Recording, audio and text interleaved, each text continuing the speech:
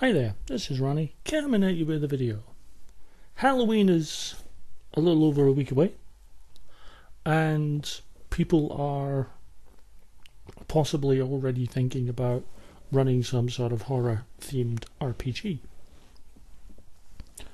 I myself will be running, I'm playing in a sort of game that's going to go a tad more horror on a Saturday night, so we're going to be in that on Halloween night itself. The night before, I'm hoping to run Dune, of all things. We're going to do something in the style of Scooby-Doo, something like that, which I find hilarious, because when I was younger, my friends used to joke that most of my plots of my RPG games seem to be cribbed from episodes of Scooby-Doo. So the idea that I'm now doing something in the style of Scooby-Doo, I find immensely hilarious. Yeah, works for me. But it got me thinking about what is horror? When you get right down to it, what is horror? If you look at the glut of horror movies, TV shows, they deal with serial killers or mass murderers with machetes and hockey masks, all kinds of things. They deal with the supernatural or the paranormal or the otherworldly.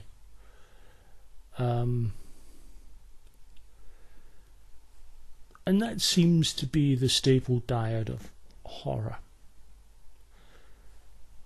And certainly games that run into the horror RPG genre tend to take that attitude. But they don't have to. Because horror can be anything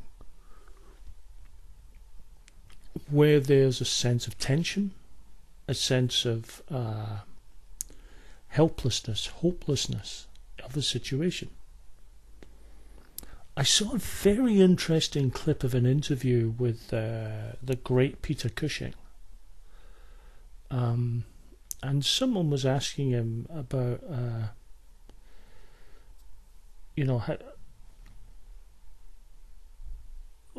why he felt so comfortable making horror movies. And I found his answer fascinating. He said, well, he didn't do horror movies. He said because for him, horror is about things like war and famine and death and things like that. Those are horrific to him. What he made was fantasy films. And I found that really interesting. And in a sense, he's very much correct. I can't think of anything more horrific than being on a battlefield. Well, actually, I can think of one more. But being on a battlefield, fighting for your life. There's a British film that came out a few years ago. I think it's called 1971, 72, something like that. It's about a British paratrooper that finds himself in the middle of Belfast during the sort of height of the Troubles. And him trying to make it back to the barracks. And from all the reviews I've heard, it's incredibly intense. Now, it's labelled a thriller, but from the perspective of that lone soldier, that's horror. That's terror. They're going for hell. I remember Stephen King talking about. He said that, or it's a quote that's attributed to him, that the difference between comedy and horror is when it stops happening to them and starts happening to you. The idea that if you watch a Carry On film and you see Jim Dale on a gurney, and he's falling down the steps on a gurney trolley thing going down steps. It's funny. Wouldn't be that much funny if it's you on it, hurtling down the stairs, not knowing whether you're going to crash and hurt yourself and so on.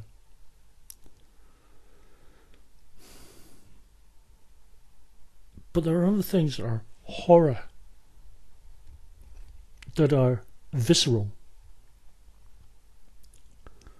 You suddenly find yourself at 32,000 feet in an aeroplane, and that aeroplane starts to crash. Engine failure, mechanical failure, and suddenly it's dropping out the sky. Don't tell me that isn't horrific. That's terror. That realization that they going down and they can't.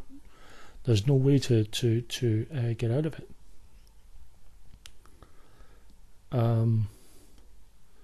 Would you end up having a variation on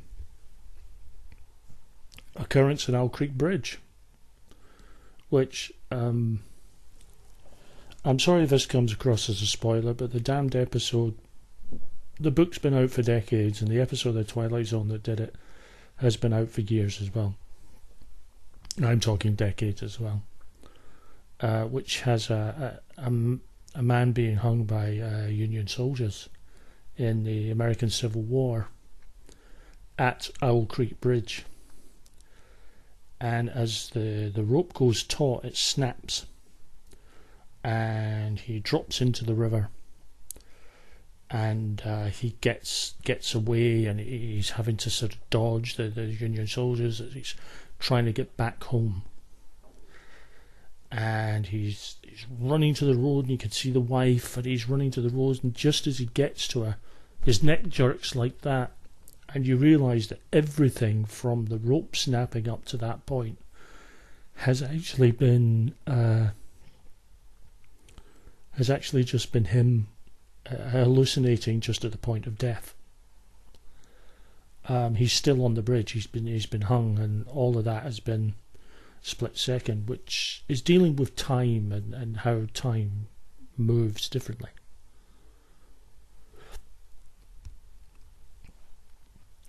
As a parent, talking about Battlefield being horrific, but there was one other. As a parent, the idea of a child abduction,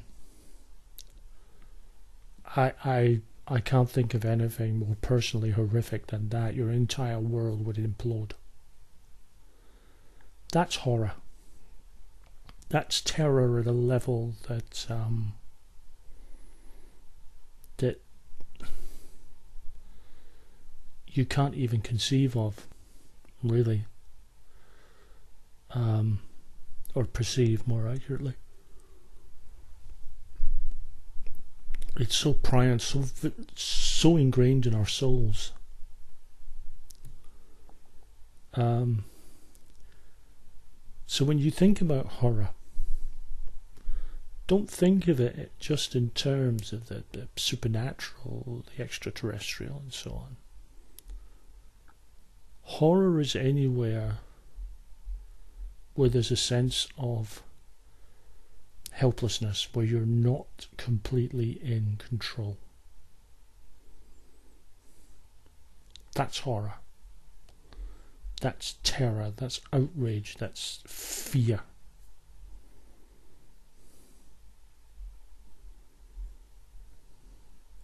And it does work. So when you do scenarios of horror, find anything.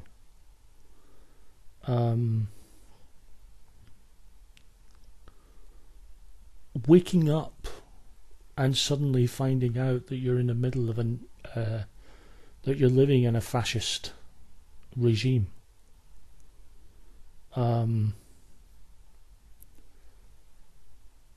It could be horror. I mean, if you lived in a fascist regime that, unless you were a straight white male Christian, a straight white cis male Christian, You could be rounded up and placed in camps, a la the concentration camps of the Second World War, which there's a horror story in itself.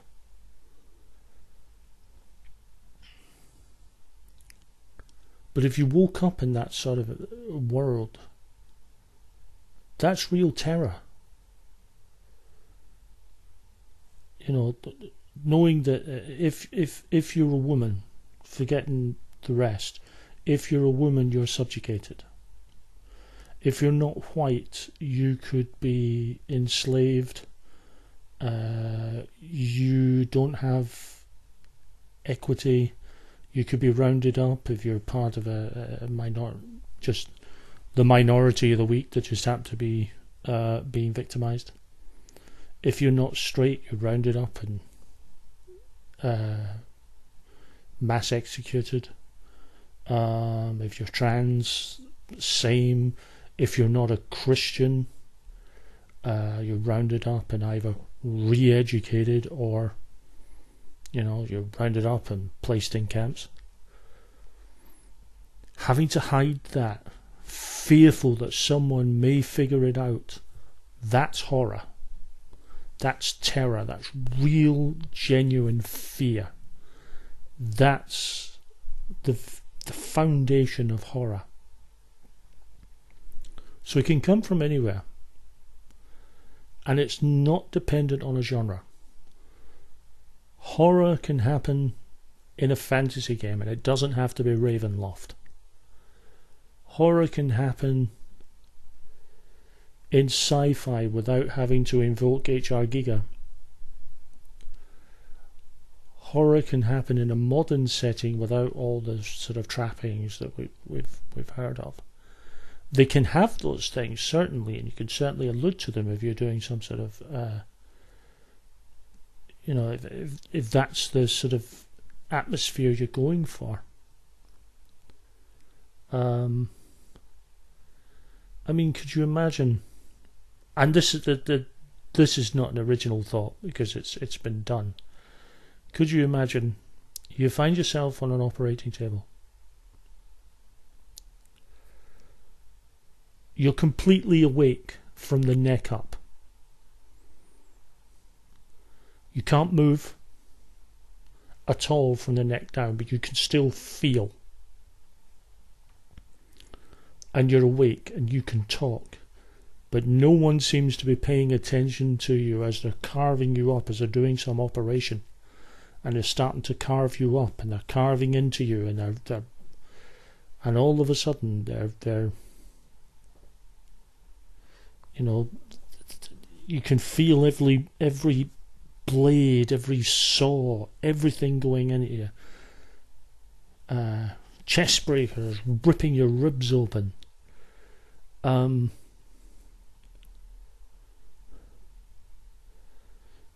you're screaming, and yet even though you're in excruciating pain, you're never at the point where you pass out. You're still wide awake, and you're feeling every bit of it, and you're screaming, and you can't move. And then the head surgeon just turns to you and says very calmly, "There's no point in screaming, no one can hear you." And they've got the face mask on and the hat, so it's just the eyes. And they're just looking at you sternly, but calmly. They say, "There's no use screaming. No one can hear you." And you realise that they're fully aware that you're screaming, that you're there, that you're talking, and they just don't care. I'll leave you with that one. So that's my thoughts on horror in general. What are yours?